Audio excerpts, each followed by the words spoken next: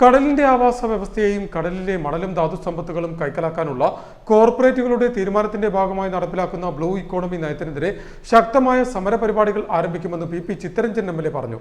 ആലപ്പുഴയിൽ മാധ്യമപ്രവർത്തകരോട് സംസാരിക്കുകയായിരുന്നു എം.എൽ.എ.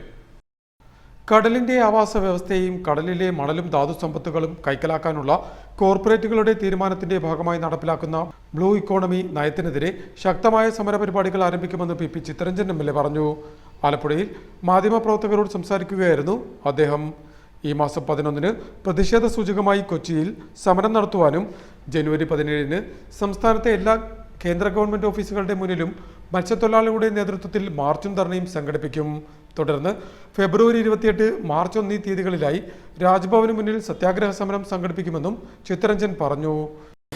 കേരളത്തിൻ്റെ മാത്രമല്ല രാജ്യത്തിൻ്റെ കടലിനെ സർവനാശത്തിലേക്ക് നയിക്കാൻ പോകുന്ന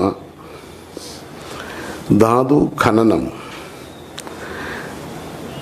അതിൻ്റെ നടപടികളുമായി മുന്നോട്ട് പോകാൻ കേന്ദ്ര ഗവൺമെൻറ് ഇപ്പോൾ തീരുമാനിച്ച് അതിൻ്റെ അടിസ്ഥാനത്തിൽ 11-ാം തീയതി കൊച്ചിയിൽ വെച്ച് കേന്ദ്ര ഗവൺമെൻറ് ഇതിനാവശ്യമായ കാര്യങ്ങൾ നടപ്പിലാക്കുന്നതിന് വേണ്ടി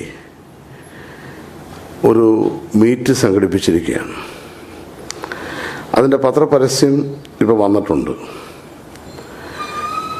സംസ്ഥാന ഗവൺമെൻറ് ഈ വിഷയവുമായി ബന്ധപ്പെട്ട് ഈ ഖനനം നടത്തുമ്പോൾ ഉണ്ടാകാവുന്ന പ്രത്യാഘാതങ്ങളെക്കുറിച്ചെല്ലാം കേന്ദ്ര ഗവൺമെൻറ്റിനോട് കേന്ദ്ര ഗവൺമെൻറ്റിൽ ബന്ധപ്പെടുകയും മത്സ്യബന്ധനം നടത്തി ഉപജീവനം നടത്തുന്ന ലക്ഷക്കണക്കിന് മത്സ്യത്തൊഴിലാളികളെ ബാധിക്കുന്ന ബ്ലൂ ഇക്കോണമി നയം പിൻവലിക്കാൻ കേന്ദ്ര സർക്കാർ തയ്യാറാകണമെന്നും പദ്ധതി നടപ്പാക്കുമ്പോൾ ഉണ്ടാകുന്ന പ്രത്യാഘാതങ്ങളെ സംബന്ധിച്ച് സംസ്ഥാന സർക്കാർ കേന്ദ്രത്തിന് കത്ത് നൽകിയിരുന്നതായും എം.എൽ.എ. കൂട്ടിച്ചേർത്തു.